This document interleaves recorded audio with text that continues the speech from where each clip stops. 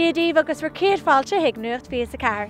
Inniu tá muid seo an urchan tra ag Gaeláras fi Ardghail agus the Lortlin tá Seamus McDowd. Seamus gur míle mágad is a bheith Lortlin inniu. Fáilte romh ag urchan tra, fáilte romh ag Strategic Chapel an seo agus go special de ag Gaeláras fi Ardghail. Fágam an teach seo Gaeláras fi Ardghail ag conú na Gaeilge ar a bhála críomhan Iúir de conú na Gaeilge. Bhí trúr in a gcónaíonn seo trúr bhúinseoir, Tomás Mhic Mé Mhic agus Una Mhic agus fuair an trúr acu bás le rint blianta anuas. Fágam an teach sin agin mar a dúirt mé, is mian len Gaeláras a Orbert sin seo. Hartfan bblion 1800 a dót ha meag deanú. Hannig na Braitheoirí Christi ag an tuisgart, agus seán céad scoil a bhí ag na Braitheoirí Christi in san tuisgart ag an am sin. Seán teach a bhí gceist hán cosú leis an teach atá agin inis seo bungalow a tógu ins na fichidí is dócha. So tá culra a tí mar áit idirgusúil agus is mian len lansan a rá leis an patrin sin.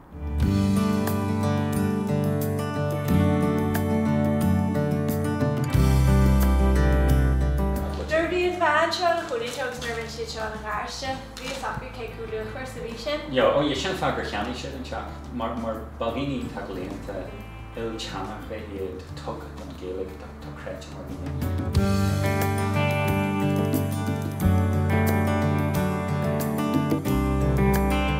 Is mian linn beidir an teach a Ghaeláras mar a deartha ar bhealach, ar cúlatíí an sin hála isteachta na auditorium a Ardghail agus i gcuid den Gardaín an seo mar atá agin i lethar na thura trí cheamara fahanne ranganna a tarsúil ag conú na Gaeilge, but tá neart imachtaí eile plánáil teagin.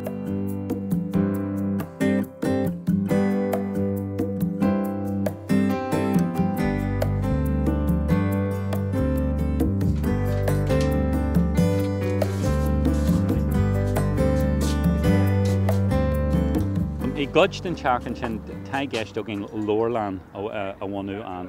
Now i lethar na thura tá breis ach géad lór agin chuid acu iontas luchar, bhí sé deach go leor teach orthú.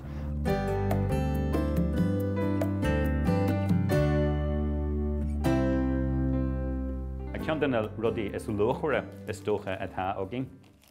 Ná an prospectus seo a bhí ag scoil an fíorsaí, scoil éana I Mália clia, so tá sé sin Harveh spéisiúil, míonn sé an coolrá leis an scoil étos na scoile, tugann sé sampla don curriculum a bhí ag na páistí in san scoil agus fecinn tú an seo na haimneach a ligileir den na daine a bhí ar an oireann ag an am duine bhhainach go mar hampla W.B. Yeats. Ar coolinn sin agus is tugann mit déine ag seoil an bhealach seán sin bhfuil.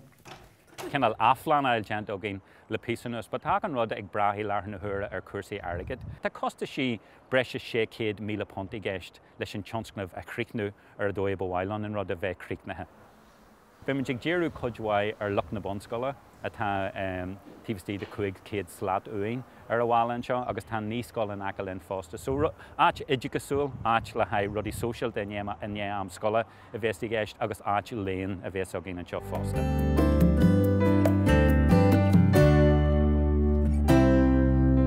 So tá planaí iontaach agin leis an áit á Orbert, cosú leis an Gaeláras atá inire agus an cultarlán atá ar bhuair na bhálaí mal farste.